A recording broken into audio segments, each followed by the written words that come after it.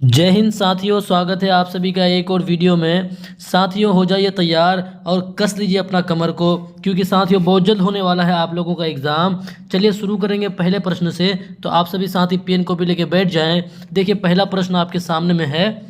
बहुत आसान सा प्रश्न है कि आनुवांशिकता के जनक फादर ऑफ जेनेटिक कौन माने जाते हैं। देखिए पहले तो आप लोग को एक बात ये बता दें कि हम लोग सारे चैप्टर से, जितने सारे चैप्टर से आपके क्वेश्चन आते हैं, सारे चैप्टर को निचोड़ लेके आए हैं, सारे चैप्टर से क्वेश्चन लेके आए हैं। इसलिए आप लोग हमारे साथ जुड़े और चलिए शुरू करते हैं पहला प्रश्न। तो क्वेश्चन है कि फादर ऑफ जेनेटिक्स के नाम से किसे जाना जाता है। बताइए साथियों, क्या चार्ल्स डार्विन को, या फिर ग्रेगर जॉन मेंडल को, या फिर लुई पास्चर को, या फिर वाटसन को। फटाफट आप लोग जवाब दीजिए कि आनुवांशिकता का जनक किसे कहा जाता है। इस बीच आप लोगों को कुछ बातें और बता दें जो आपके एग्जाम में सीधे पूछे जाते हैं साथियों। जो ये लुई पास्चर साहब है ना साथियों, इन्होंने क्या किया था, तो रेबीज के टीका, कौन सा टीका, रेबीज। अगर आपको पूछ दे एग्जाम में कि रेबीज के टीके का खोज किसने किया था, तो आप ध्यान रखिएगा साथियों कि रेबीज के टीके का खोज किसने किया, आपका लुई पास्चर साहब किए थे। इस बात को आप लोग नोट करते हुए चलिएगा। उसके बाद देखिए आपको इस सवाल का जवाब क्या हो जाएगा, वो हो जाएगा ग्रेगर जॉन मेंडल। कौन हो जाएगा साथियों, ग्रेगर जॉन मेंडल। यही आपका क्या जान माना जाता है, अनुवांशिकता के जनक। अनुवांशिकता के जनक किसको कहा जाता है, ग्रेगर जॉन मेंडल को। बस आपको प्यार से कमेंट बॉक्स में ये बताना है कि इन्होंने अपने जो गार्डन में कौन से पौधे पर एक्सपेरिमेंट किया था। इसके इन्होंने अपने गार्डन में किस पौधे पर एक्सपेरिमेंट किया था साथियों, आप लोगों को कमेंट बॉक्स में बताना है। तो इस सवाल का जवाब हो जाएगा ऑप्शन बी हो जाएगा। चलेंगे एक के बाद दूसरे प्रश्न में चलेंगे। देखिए दूसरा प्रश्न आपका है कि मानव शरीर में पुरुषों की प्रजनन प्रणाली में मुख्य अंग कौन सा है। बताइए मानव शरीर में पुरुषों की प्रजनन प्रणाली में मुख्य अंग कौन सा है साथियों। क्या अंडाशय है, या फिर अंडाणु नलिका है, या फिर अंडकोश है जिसको टेस्टिस बोलते हैं, या फिर साथियों गर्भाशय है। फटाफट आप लोग जवाब दीजिए। तो देखिए आप लोग ध्यान रखिएगा, ये जितने सारे हैं ना साथियों, ये सभी क्या आपका प्रजनन अंग है। ये सारे क्या है, प्रजनन अंग है। लेकिन इनमें से आप ध्यान रखिएगा क्या बोला है, स्पेशली आपको पुरुषों की प्रजनन अंग, किसका, पुरुषों की प्रजनन अंग आपको ढूंढ के निकालना है।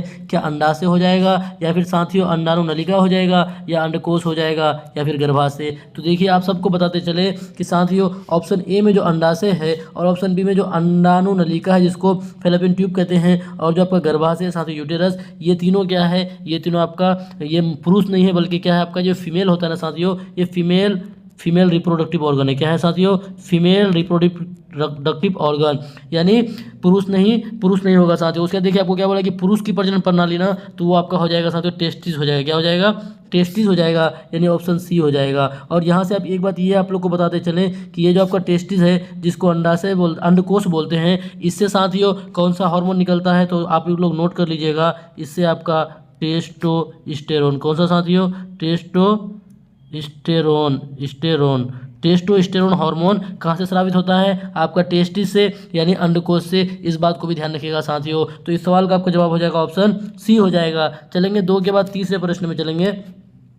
देखिए तीसरा प्रश्न आपके सामने में है कि मानव शरीर में पाचन क्रिया की शुरुआत कहाँ से होती है। देखिए बहुत आसान सा सवाल है, लेकिन बच्चा कंफ्यूज करेगा साथियों। बताइए मानव शरीर में पाचन क्रिया की शुरुआत कहाँ से होती है। क्या आमाशय से होती है, या छोटी आंत से होती है, या मुंह से होती है, या यकृत से होती है। फटाफट आप लोग जवाब दीजिए साथियों, इस सवाल का क्या जवाब हो जाएगा। तो देखिए आप सबको बताते चले कि शुरुआत तो जहाँ से भी होती है, लेकिन अगर समाप्त बोले कि पूरी तरह से समाप्त कहाँ पे होती है साथियों, तो आपका छोटी आंत में होती है। इस बात को आप ध्यान रखिएगा, यानी छोटी आंत में जाकर के जो पाचन की क्रिया है ना साथियों, वो कंप्लीट हो जाता है। क्या हो जाता है, कंप्लीट कहाँ पे होता है, छोटी आंत में होता है। इस बात को आप लोग ध्यान रखिएगा। और एक बात ये भी ध्यान रखिएगा साथियों कि जो आपका आमाशय है ना, आमाशय में एक अम्ल पाया जाता है, और उस अम्ल को क्या बोलते हैं, HCl यानी हाइड्रोक्लोरिक अम्ल के नाम से जाना जाता है। इस बात को भी आप लोग ध्यान रखिएगा साथियों, ठीक है। उसके देखिए मानव शरीर में पाचन क्रिया की शुरुआत जो होती है वो कहीं और नहीं बल्कि आपके मुंह से ही शुरुआत हो जाती है। सबसे पहले हम लोग भोजन को जो मुंह में डालते हैं ना साथियों, जहाँ पे चिबाते हैं, फिर उसमें लार मिलता है, लार मिल के उसको मुलायम किया जाता है। तो पाचन की शुरुआत आपका मुंह से ही हो जाता है साथियों। कहाँ से, मुंह से ही हो जाता है। अब देखिए एक बात और जान लीजिएगा कि मुंह में जो आपका लार पाया जाता है ना, क्या साथियों, लार जिसको सलाइवा कहते हैं, इस लार में ना एक एंजाइम होता है। कौन सा एंजाइम, तो एमाइलेज। सीधे आपके एग्जाम में ये भी पूछ देता है कि बताइए आपके लार में कौन सा एंजाइम पाया जाता है। लार में कौन सा एंजाइम पाया जाता है, तो एमाइलेज नामक एंजाइम पाया जाता है साथियों। ये क्या करता है, भोजन को पचाने में सहायता करता है। तो बताइए इस सवाल का जवाब हो जाएगा ऑप्शन सी। बाकी सब बात को भी आप लोग नोट करते हुए चलिएगा। तो बोलिए साथियों मज़ा आ रहा है कि नहीं आ रहा है। देखिए आप लोगों को बिल्कुल भी घबराना नहीं है, एग्ज़ाम बहुत करीब है आप लोगों का, बस हिम्मत मत हारिए। चलेंगे 3 के बाद चौथे प्रश्न में चलेंगे। देखिए चौथा प्रश्न आपका है कि जीवों के वैज्ञानिक नाम किस भाषा में होते हैं। देखिए आज आप लोग नोटिस कर रहे होंगे कि हर एक प्रश्न जो है वो अलग अलग चैप्टर से लिया गया है। इसी तरह से आप लोगों का रेगुलर क्लास चलेगा कि देखिए आपके एग्जाम में जिस चैप्टर से क्वेश्चन पूछे जाएंगे हम लोग उन चैप्टरों से क्वेश्चन लेके आएंगे ताकि आपको कोई भी परेशानी नहीं होगा साथियों।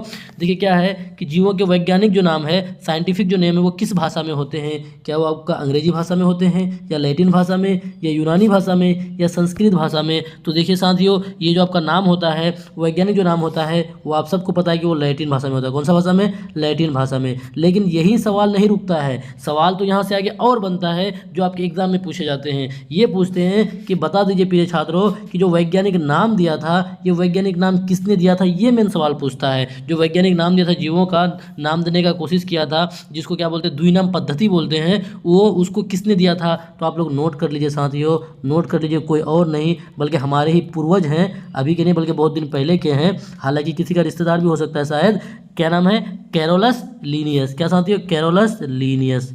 कैरोलस लीनियस, ध्यान रखिएगा आप लोग। क्या नाम था? Carolus Linnaeus. क्या नाम थे? कैरोलस लीनियस, याद रखिएगा। इन्होंने क्या किए थे? द्विनाम पद्धति यानी जीवों का जो वैज्ञानिक नाम है उसको देने का कोशिश किया था। ठीक है साथियों। और देखिए किस भाषा में होता है? तो लैटिन भाषा में। यानी इस सवाल का जवाब हो जाएगा ऑप्शन बी हो जाएगा। देखिए हम लोग ना एक ही सवाल से सिर्फ एक ही जवाब देने का कोशिश नहीं करेंगे, कोशिश करेंगे कि हर एक सवाल से ना ज़्यादा से ज़्यादा क्वेश्चन बनाएं। आप एक सवाल से जितना ज़्यादा क्वेश्चन बना पाइएगा, आप में ना आपकी जो तैयारी है उतना मजबूत होते चले जाएगा साथियों। चलिए पांचवा सवाल आपके सामने में। पांचवा सवाल क्या है कि कोशिका का पावर हाउस किसे कहा जाता है। देखिए जो ही सवाल देखा बच्चा बस फौरन सबको पता है, बहुत आसान सवाल है, लेकिन इसके अंदर की जो बातें हैं ना वो अब आप लोग को बताएंगे कि कोशिका का पावर हाउस किसे कहा जाता है। तो देखिए साथियों सबको पता है कि कोशिका का जो पावर हाउस है वो किसको कहा जाता है? माइटोकॉन्ड्रिया को कहा जाता है। किसको? माइटोकॉन्ड्रिया को। और ये भी बात आप ध्यान रखिएगा कि माइटोकॉन्ड्रिया में जो ऊर्जा रहता है ना वो किस रूप में रहता है साथियों? एटीपी के रूप में रहता है। किस रूप में? एटीपी के रूप में। इस बात को भी आप ध्यान रखिएगा। लेकिन देखिए यहीं तक एग्जामिनर नहीं रुकता है, बल्कि वो आपको कंफ्यूज करने के लिए और भी यहाँ से सवाल पूछे जा सकते हैं। जैसे आपको बोल देगा, बोलो प्रिय छात्रों जो प्रोटीन फैक्ट्री है ना वो किसे कहा जाता है। क्या साथियों? Protein factory. प्रोटीन फैक्ट्री अगर आपको पूछ दे साथियों, प्रोटीन फैक्ट्री, तो आप क्या जवाब दीजिएगा बताइए। प्रोटीन फैक्ट्री अगर आपको पूछ दे तो देखिए क्या हो जाएगा? राइबोसोम जो है साथियों ये हो जाएगा आपका प्रोटीन फैक्ट्री हो जाएगा। इस बात को भी ध्यान रखिएगा। जो आपका केंद्रक है ना साथियों, केंद्रक का खोज आप सबको पता है, रॉबर्ट ब्राउन। कौन साथियों? Robert brown. रॉबर्ट ब्राउन क्या किए थे?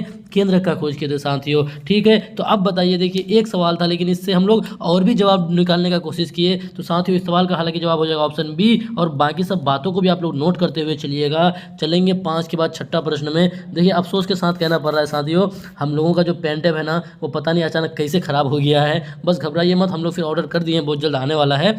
देखिए छठा प्रश्न है कि धातुओं का सबसे अधिक सक्रिय समूह कौन सा है। बताइए। देखिए आप अगर आवर्त सारणी देखिएगा, जो आधुनिक आवर्त सारणी है उसमें अगर आपको सवाल पूछ दे कि बताइए प्रिय छात्रों समूह की संख्या कितना है, तो कितना हो जाएगा? 18 हो जाएगा। इस बात को आप ध्यान रखिएगा। अगर आवर्त पूछ दे, अगर समूह के छोड़ के अगर आवर्त पूछ दे तो आवर्त कितना है साथियों? 7 है। इस बात को भी आप ध्यान रखिएगा। लेकिन सवाल क्या पूछा है कि जो 18 समूह है ना उसमें से सबसे सक्रिय समूह कौन सा है। तो आप ध्यान रखिएगा सबसे सक्रिय समूह कौन हो जाएगा? जो पहला समूह होगा। और पहला समूह कौन होता है आपका? क्षारीय धातु होता है। क्या होता है साथियों? क्षारीय धातुएं होता है। पहला समूह में कौन है साथियों? क्षारीय धातुएं होता है। आप लोगों को हम सबका नाम लिखा दे रहे हैं और एक ट्रिक भी बता देंगे जिससे आपको याद रहेगा। तो देखिए पहला समूह में ना आपका हाइड्रोजन है साथियों, उसके बाद आपका लिथियम है, उसके बाद आपका सोडियम है, फिर आपका पोटेशियम है, फिर आपका देखिए रुबिडियम है, फिर आपका सीजियम है, फिर आपका क्या साथियों? फ्रेंसियम है। इस बात को आप ध्यान रखिएगा। ये सभी आपका क्या है? पहले ये आपका क्या है? वर्ग में है, यानी पहले ग्रुप में है साथियों। ये सभी क्या है? जैसे हाइड्रोजन जो है इसका ना पोजीशन फिक्स नहीं है, ये पहले में भी हो सकता है, दूसरे में, तीसरे में, चौथे में, पांचवें में, छठवें में, यानी इन 18 में से वो किसी में भी उसको भी रखा जाए, उसका भी स्थान फिक्स नहीं है। लेकिन फिर भी सुविधा के लिए हाइड्रोजन को पहला ही ग्रुप में रखा गया है साथियों। तो देखिए पहला ग्रुप में आपका कौन हो जाएगा? Hydrogen, lithium, sodium, potassium, rubidium, caesium, francium. यानी क्या इसको अगर याद रखिएगा कि हेलिना की रूबी हेलिना की रूबी सर्कस से फरार, हेलिना की रूबी सर्कस से फरार। या भी और भी बहुत सारा ट्रिक होता है जिससे आप याद रख सकते हैं। अब देखिए आप सबको ये बता दें कि देखिए जो पहला ग्रुप है ना साथियों, पहला ग्रुप जो है उसका जितना सारा भी तत्व वो सक्रिय क्यों है, तो आप सबको बता दें कि इसका जो आउटर मोस्ट में ना यानी इसका वैलेंसी कितना है साथियों, एक है। वैलेंसी कितना, एक है, यानी एक वैलेंसी इसका है। तो ये क्या करता है, आसानी से ना एक इलेक्ट्रॉन को बाहर निकाल देता है, यानी इसके आउटर मोस्ट शेल में एक इलेक्ट्रॉन है और उसको वो आसानी से बाहर निकाल देता है। आसानी से जब बाहर निकल जाता है तो वो क्या हो जाता है साथियों, वो इसलिए सबसे अधिक सक्रिय तत्व माना गया है। और उसमें जितने सारे भी तत्व है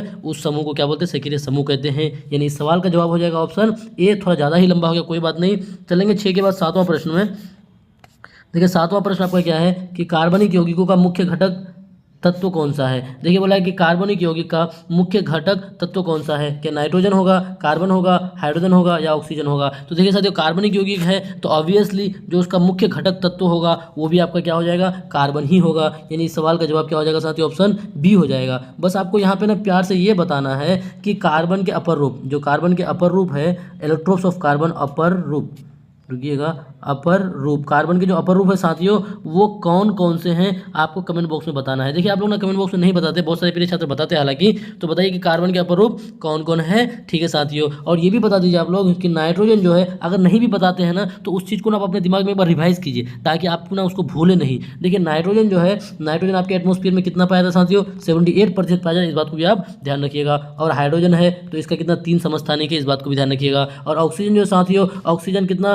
21%। अब बताइए कहाँ से सवाल पूछेगा गुरु, कहीं से और बचा, बताइए कहाँ से सवाल पूछेगा। बिल्कुल आप लोग को घबराना नहीं है। चलेंगे 7 के बाद 8वां प्रश्न में चलेंगे, इसी तरह से डट करके आप लोग को सामना करना है। देखिए 8वां प्रश्न है, आप लोग घबराइए मत, आप लोग को मोटिवेट करने के लिए ना बीच बीच में कभी हम लोग वो जंगल वाला शेर नहीं बल्कि जिससे आप लोग मोटिवेट होते हैं वो वाला शायर लेके आएंगे, शेर ले आएंगे। देखिए 8वां प्रश्न है कि रासायनिक अभिक्रिया के दौरान कौन सा परिवर्तन होता है। बताइए जब रासायनिक अभिक्रिया होता है तो उसमें कौन सा परिवर्तन होता है। क्या साथियों केवल भौतिक परिवर्तन, केवल रासायनिक परिवर्तन, या फिर दोनों भौतिक और रासायनिक दोनों परिवर्तन, या फिर कोई परिवर्तन नहीं। तो देखिए आप ध्यान रखिएगा, जब भी रासायनिक अभिक्रिया होता है ना साथियों तो उसमें क्या होता है कि रासायनिक अभिक्रिया ही का क्या मतलब है कि जिसमें ना रिएक्शन करने के बाद कोई नया पदार्थ निकल के आता है। रिएक्शन के बाद जब नया पदार्थ निकल के आया ना तो उसको हम लोग क्या बोलते हैं, उसको केमिकल रिएक्शन यानी रासायनिक अभिक्रिया कहते हैं। तो देखिए साथियों रासायनिक अभिक्रिया जब भी होगा तो उसमें दोनों परिवर्तन होगा, यानी भौतिक भी होगा और रासायनिक भी होगा। एक देखिए, एक आपका क्या होगा, नया पदार्थ निकल के आएगा तो वो आपका हो जाएगा रासायनिक परिवर्तन। लेकिन क्या होगा, जब उसका रूप बदल जाएगा, जब उसको आप रिएक्शन कराइएगा तो उसका जब रूप बदल जाएगा तो आपका हो जाएगा भौतिक। तो देखिए इसीलिए जो रासायनिक अभिक्रिया है वो आपका भौतिक भी होता है और रासायनिक भी होता है, इस बात को ध्यान रखिएगा। यानी इस सवाल का जवाब हो जाएगा ऑप्शन सी हो जाएगा साथियों। चलेंगे 8 के बाद प्रश्न संख्या 9 में चलेंगे। देखिए 9वां प्रश्न आपके सामने में क्या बोला है कि निम्नलिखित में से कौन सा एक प्राकृतिक अम्ल है। देखिए अम्ल से आपके एग्जाम में सवाल ना बने ऐसा हो ही नहीं सकता, अम्ल से हर हाल में सवाल बनेंगे, घबराइए मत आप लोग, बस इसी तरह से जमे रहें आप लोग। तो बताइए कि निम्नलिखित में कौन सा एक प्राकृतिक अम्ल है। क्या आपका हाइड्रोक्लोरिक अम्ल प्राकृतिक अम्ल है, या साइट्रिक अम्ल साथियों, या नाइट्रिक अम्ल, या फिर सल्फ्यूरिक अम्ल। फटाफट इस सवाल का आप लोग जवाब दीजिए कि इनमें से कौन सा एक प्राकृतिक अम्ल है। तो आप सबको बता दें कि देखिए जो प्राकृतिक में पाया जाता है, जैसे साइट्रिक अम्ल है ना साथियों, ये आपका प्राकृतिक में पाया जाता है। आप जितने सारे भी खट्टे पदार्थ जैसे नींबू देख लीजिएगा, संतरा देख लीजिएगा, इन सभी में ना आपका कौन सा अम्ल पाया जाता है, साइट्रिक अम्ल पाया जाता है। इसलिए इस सवाल का जवाब हो जाएगा ऑप्शन बी हो जाएगा। देखिए अगर यहाँ पे ये सवाल पूछ देता कि बताइए प्रिय छात्रों कि नींबू, उसके बाद आपका संतरा, इसमें कौन सा अम्ल पाया जाता है, तब भी इस सवाल का जवाब क्या हो जाता, ऑप्शन बी हो जाता। और कुछ बातें और बता देते हैं, ये जो हमारा हाइड्रोक्लोरिक अम्ल है साथियों, ये कहाँ पाया जाता, आमाशय में। किसमें, आमाशय। कहाँ पे साथियों, आमाशय में पाया जाता है। इस बात को भी आप लोग नोट कर लीजिएगा। तो बताइए इस सवाल का जवाब हो जाएगा ऑप्शन बी। और बढ़ेंगे 9 के बाद 10वां प्रश्न में, आज के सेशन का 10वां प्रश्न। देखिए 10वां प्रश्न है कि तत्वों की सही परिभाषा क्या है। बताइए तत्वों की सही परिभाषा क्या है। क्या तत्व आपका एकल प्रकार के परमाणुओं से बना पदार्थ है, या फिर तत्व जो आपका 2 या 2 से अधिक प्रकार के परमाणुओं का संयोजन होता है, या फिर भिन्न भिन्न पदार्थों का भौतिक मिश्रण होता है, या फिर इनमें से कोई नहीं। बताइए साथियों, और आप प्यार से ये भी बताइए कि अब तक कुल कितने तत्वों का खोज हो चुका है, ये भी आप लोग बताइए साथियों, ये भी आप लोग को बताना है। तो देखिए जितने सारे भी तत्व हैं ना साथियों, वो आपका क्या होता है, एकल प्रकार के परमाणुओं से ही बना होता है। किससे? एकल प्रकार के परमाणुओं से ही बना होता है, यानी जो तत्व होता है उसमें और किसी भी चीज़ का मिलावट नहीं होता है, वो एकल प्रकार के परमाणुओं से ही बना होता है। देखिए आप एक भरी सोना लीजिए, ठीक है, या फिर छोटा सा सोना का टुकड़ा लीजिए, तो आप वो बड़ा सा सोना लीजिएगा या छोटा सा सोना लीजिएगा, तो सब में अगर देखिएगा तो सब में उसका क्या ये होगा साथियों? AU ही होगा। इसमें आपको किसी भी चीज़ का मिश्रण नहीं मिलेगा साथियों, ठीक है। तो ध्यान रखिएगा कि जो भी तत्व होता है वो एक ही प्रकार के परमाणु से बना होता है साथियों। चलेंगे 10 के बाद 11वां प्रश्न में चलेंगे। देखिए 11वां प्रश्न आपका बोल रहा है कि निम्नलिखित में से कौन सा संबंध उचित है, मतलब कौन सा जो ये संबंध है इन चारों में से वो कौन सा सही है। क्या आपका गति बराबर दूरी गुना समय, या फिर गति बराबर दूरी बटे समय, या फिर गति बराबर समय बटे दूरी, या फिर साथियों उपयुक्त में से एक से अधिक। फटाफट इस सवाल का जवाब दीजिए। तो देखिए आप सबको पता है कि चाल बराबर दूरी बटे समय होता है। क्या होता है? चाल बराबर दूरी बटे समय होता है। तो ये आपका क्या हो जाएगा? गति बराबर दूरी बटे समय, यानी इस सवाल का जवाब हो जाएगा ऑप्शन बी हो जाएगा। चलेंगे 11 के बाद 12वां प्रश्न में चलेंगे। देखिए 12वां प्रश्न आपके सामने है। देखिए हालांकि इसका आंसर सबको पता है, फिर भी हम लोग लेके आए हैं ताकि आप ना उस चीज़ को भूले ना। देखिए क्या है कि विद्युत धारा का एसआई मात्रक क्या है। विद्युत धारा का एसआई मात्रक क्या है, क्या बोले आप लोग को इसका जवाब दें या फिर छोड़ दें? ठीक है साथियों, विद्युत धारा का एसआई मात्रक अगर बोले तो वो हो जाएगा आपका क्या? वो हो जाएगा आपका एम्पियर। बता दे रहे कोई बात नहीं, विद्युत धारा का एसआई मात्रक एम्पियर। ये वाट जो है साथियों ये आपका किसका? शक्ति का। शक्ति मतलब पावर। आपको याद रखने का तरीका बताएं। देखिए जिसके पास ज़्यादा शक्ति होता है ना वो दूसरे को क्या बोलता है? बहुत उछल रहे हो तुम, वाट लगा देंगे तुम्हारा। तो इसका मतलब जिसके पास शक्ति होता है वही दूसरे का वाट लगा सकता है, यानी शक्ति का एसआई मात्रक वाट। ठीक है साथियों, उसके बाद देखिए अपने से सब ट्रिक बनाते हैं, आप लोग हंसिएगा नहीं। उसके बाद देखिए ओम जो है साथियों, ओम किसका है? ये प्रतिरोध का है। किसका है? प्रतिरोध का। प्रतिरोध का अगर बोलेगा, जिसको रेसिस्टेंस बोलते हैं, रुकिए हम सिर्फ इंडिकेट करके लिख दे रहे हैं। जो रेसिस्टेंस है यानी प्रतिरोध जो है उसका मात्रक ओम हो जाएगा। और वोल्ट जो है साथियों ये विभवांतर का हो जाएगा। किसका? विभवांतर का। विभवांतर का क्या हो जाएगा साथियों? ये वोल्ट हो जाएगा। इस बात को भी ध्यान रखिएगा। अब बताइए कोई भी अगर आपको पूछ दे, वोल्ट पूछ दे, ओम पूछ दे, एम्पियर पूछ दे, वाट पूछ दे, क्या आप छोड़िएगा? आप भी वाट लगा दीजिएगा, यानी इस सवाल का जवाब हो जाएगा क्या साथियों? ऑप्शन सी हो जाएगा। आपको वाट नहीं लगाना है बल्कि आपको पूरा का पूरा सही करके आना है। चलेंगे 12 के बाद 13वां प्रश्न में। बोलिए ट्रिक कैसा लगा आप लोगों को? अपने से बनाते हैं। देखिए 13वां प्रश्न, ऊष्मा को किस में मापा जाता है? बताइए ऊष्मा को किस में मापा जाता है साथियों? क्या डिग्री सेल्सियस में, या कैलोरी या जूल में, या केल्विन में, या मीटर में? तो देखिए जो ऊष्मा होता है ना साथियों, ऊष्मा आपका क्या है? ऊर्जा का एक रूप है। तो ऊष्मा को आपका, और ऊर्जा का ऐसे मतलब क्या होता है साथियों? जूल होता है। तो इसलिए ऊष्मा को किस में मापा जाता है? कैलोरी या फिर जूल में मापा जाता है, यानी इस सवाल का जवाब हो जाएगा ऑप्शन बी हो जाएगा। क्या हो जाएगा साथियों? बी। और केल्विन जो है ये ताप का ऐसा ही मात्रक है, इस बात को भी आप ध्यान रखिएगा। और मीटर में किसको मापा जाता है इस बात को आप कमेंट बॉक्स में प्यार से बता दीजिए। चलेंगे 13 के बाद 14वां प्रश्न में। बोलिए आज का सेशन आप लोगों को कैसा लग रहा है? मज़ा आ रहा है कि नहीं आ रहा है साथियों?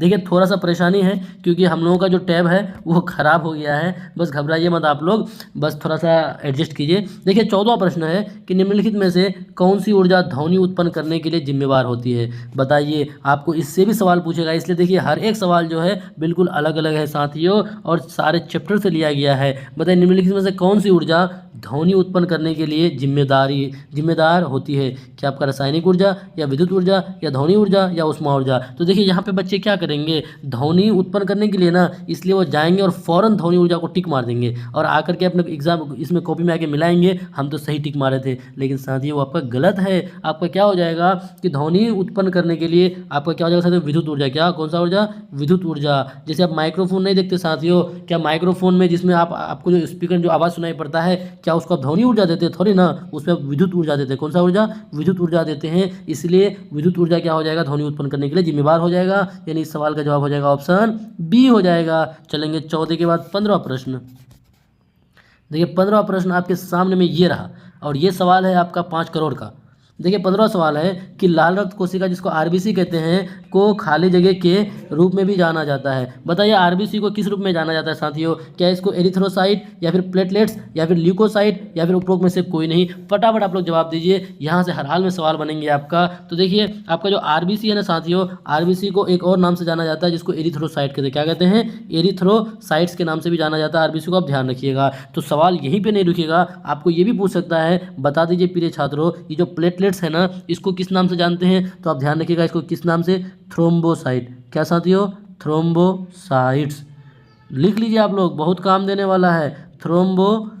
थ्रोम्बोसाइट्स, किस नाम से? थ्रोम्बोसाइट्स के नाम से जाना था प्लेटलेट्स को। और आपको ये भी पूछेगा तो आप अगर थ्रोम्बोसाइट बता दिए तो ई बता दीजिए। ई ल्यूकोसाइट जो है, ल्यूकोसाइट किसका नाम है? तो साथियों ध्यान रखिएगा, ल्यूकोसाइट आपका WBC का है। किसका है? WBC का है, इस बात को ध्यान रखिएगा। इसी को तो सिपाही ना कहा जाता है हमारे शरीर का, WBC को, उसको भी नोट कर लीजिए साथियों। अब देखिए यहाँ से हालांकि और भी बहुत सारी बातें बन रहा है, लेकिन इतना डिटेल में नहीं बताएंगे, घबराइए मत। तो देखिए इस सवाल का जवाब हो जाएगा ऑप्शन ए, और बाकी सब बातों को भी आप लोग नोट कर लीजिए। तो बोलिए मज़ा आ रहा है कि नहीं आ रहा है? अगर मज़ा आ रहा है तो एक बार कमेंट बॉक्स में सब कोई प्यार से बोलिए यस सर।